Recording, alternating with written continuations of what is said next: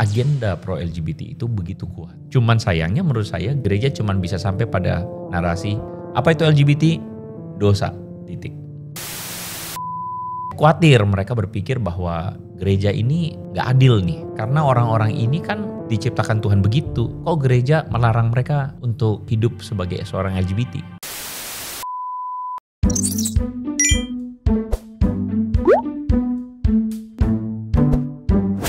Teman-teman bergabung lagi dengan channel Gereja 360. Ini adalah sebuah channel yang muncul sebagai sebuah bentuk dari keresahan saya secara pribadi yang merasa diberikan kesempatan oleh Tuhan di dalam melayani banyak gereja, mengunjungi banyak gereja, dari berkhotbah dari satu gereja ke gereja lain setiap minggunya, dan saya menemukan terlalu banyak realita di sana. Channel ini tidak dimaksudkan untuk kemudian kita menggosip, menggibah, tapi lebih kepada bagaimana insight-insight yang ada sesuai dengan namanya 360. Ini adalah sebuah insight atau perspektif dari berbagai sisi yang diharapkan kemudian menjadi sesuatu yang mentransformasi, dibicarakan oleh rekan-rekan, para pemimpin gereja, ataukah Anda anak-anak muda di gereja, bisa dibicarakan dengan jujur apa adanya, terbuka. Dan di situ saya percaya akan ada satu harapan untuk sebuah transformasi di gereja masing-masing.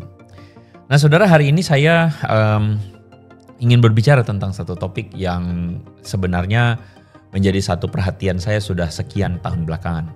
Topik ini sebagaimana teman-teman melihat di thumbnail, ini adalah berbicara tentang bagaimana gereja seharusnya mempunyai sebuah perhatian khusus tentang isu yang namanya LGBT. Isu LGBT ini adalah sebuah isu yang kalau menurut saya isu yang tidak bisa kita abaikan, isu yang tidak bisa kita diam di dalamnya. Kebetulan saya barusan melayani di salah satu gereja, dan dalam sebuah persekutuan tersebut kebetulan adalah persekutuan lansia. Ada seorang ibu-ibu atau mungkin lebih tepatnya mungkin disebut nenek ya, berusia 90 tahun, yang bahkan berkata kepada saya secara pribadi bahwa isu ini sayangnya gereja kebanyakan takut untuk membicarakannya atau diam dalam berhadapan dengan isu ini. Karena apa?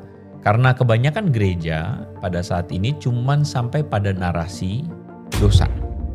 Apa itu LGBT? Dosa, titik.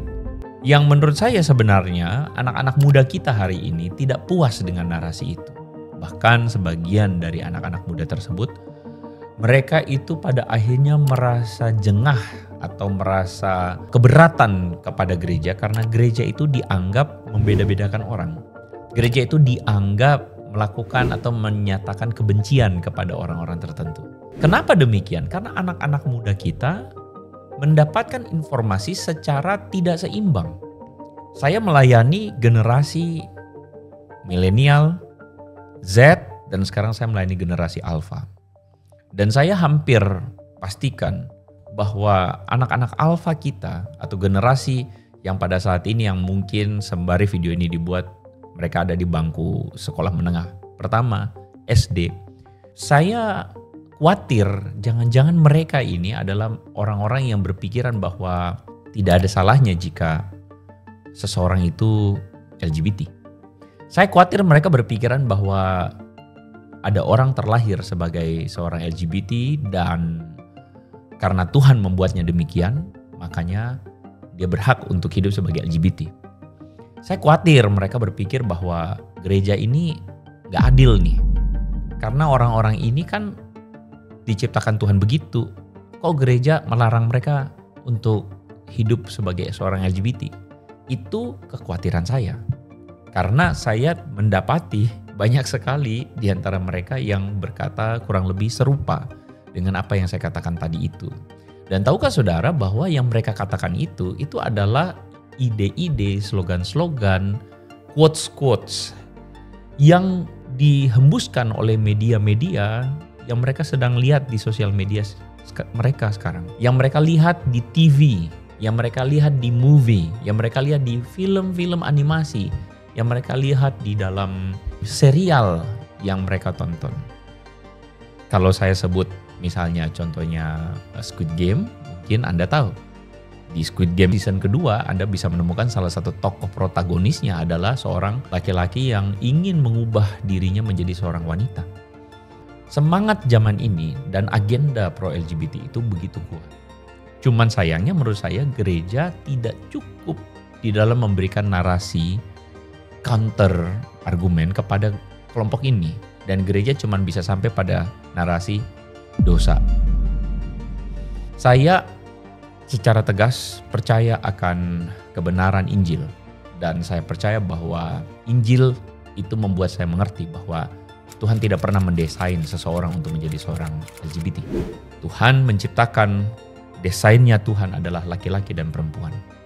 Dan laki-laki dan perempuan itu punya order atau punya tatanan yang akan sangat kacau sekali kalau misalnya tatanan itu dirusak. Dan kemudian seperti yang ada sekarang di luar sana yang media katakan entah dia itu laki-laki atau perempuan, laki-laki yang ke perempuan-perempuanan atau perempuan yang jadi laki-laki atau laki-laki dengan laki-laki. Saya percaya itu semua tidak berkenan di hadapan Tuhan. Tetapi kita harus mengakui bahwa ada orang-orang yang karena dosa, karena dunia jatuh dalam dosa, mereka itu punya potensi untuk tidak berada dalam kenormalan, tidak berada dalam desain yang seharusnya. Mereka menjadi laki-laki yang bisa jadi bingung dengan identitas gendernya. Perempuan yang bingung dengan identitas keperempuanannya. Laki-laki yang bisa tertarik dengan sesama jenis. Sama halnya perempuan yang tertarik dengan sesama jenis. Kita harus akui dan jujur dan menerima itu ada di tengah-tengah kita. Bahkan itu ada di tengah-tengah jemaat. Itu ada di antara anak-anak jemaat. Dan menurut saya gereja itu seharusnya punya sebuah kepekaan. Jangan kemudian membuat mereka itu pada akhirnya mempertanyakan diri mereka dan mereka menganggap bahwa mereka dibenci sama Tuhan. Dalam sebuah video yang baru-baru ini viral dari seorang pendeta yang mengklaim diri sebagai LGBT namanya Rushing Kimball. Kira-kira videonya seperti ini. My name is Rushing Kimball. My pronouns are he, him, his. I have the pastor of serving. I have the privilege of serving as the pastor of Broadway United Methodist Church in downtown Orlando because I could not be where I am today without community support. I could not be the proud gay man serving as a pastor of a United Methodist congregation in Orlando, in Florida, in the South, without having long-standing allies. Dia menunjukkan sebuah trauma di gereja tempat dia dulu dibesarkan. Trauma karena dia mengatakan gereja itu cuma bisanya bilang, we love you, kami mengasihi kamu. Tapi kemudian tidak ada apa-apa. Tidak dia apa-apain dan bahkan mereka ini tidak punya tempat. Saya merasa bahwa gereja perlu mengantisipasi.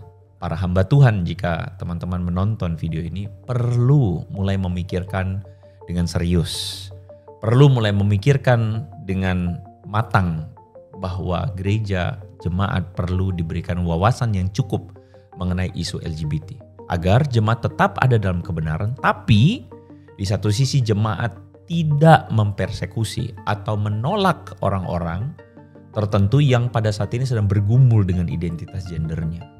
Justru gereja harus menjadi komunitas yang mengasihi, komunitas yang merangkul mereka, tetapi sembari tetap mengajarkan mereka untuk benar di hadapan Tuhan. Yesus mengasihi semua orang, termasuk Yesus mengasihi orang berdosa. Tetapi Tuhan Yesus tidak ingin orang berdosa hidup terus-menerus dalam keberdosaannya. Nah, saya percaya hal yang sama pun Tuhan inginkan untuk gereja lakukan kepada orang-orang pada konteks khusus ini adalah mereka yang sedang bergumul dengan isu LGBT.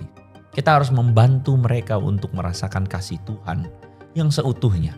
Tapi sembari pada momen yang sama membantu mereka untuk berusaha hidup kudus di hadapan Tuhan. Berusaha hidup berkenan di mata Tuhan. Menyangkal dirinya dan memikul salib.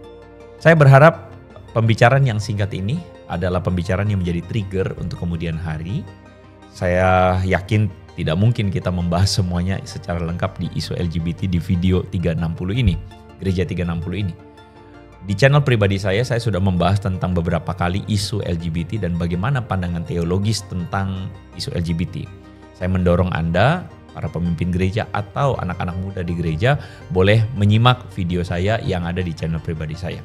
Tapi apa yang saya bicarakan ini hendaknya menjadi sebuah trigger, hendaknya menjadi sebuah alarm, hendaknya menjadi sesuatu yang membuat kita tuh tersadar. Iya ya, ada banyak mereka yang mungkin bergumul dengan identitas gendernya.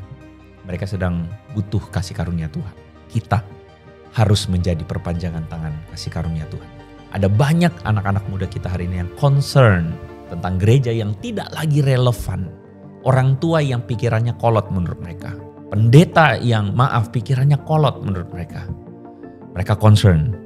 Kita harus menyatakan Injil yang sebenar-benarnya kepada mereka. Sehingga mereka tuh mampu melihat kebenaran Injil sekaligus mengagumi kasih karunia Tuhan Yesus. Bagaimana menurut teman-teman tentang apa yang dibicarakan hari ini? Kalau Anda punya pendapat, boleh silakan tulis di kolom komentar.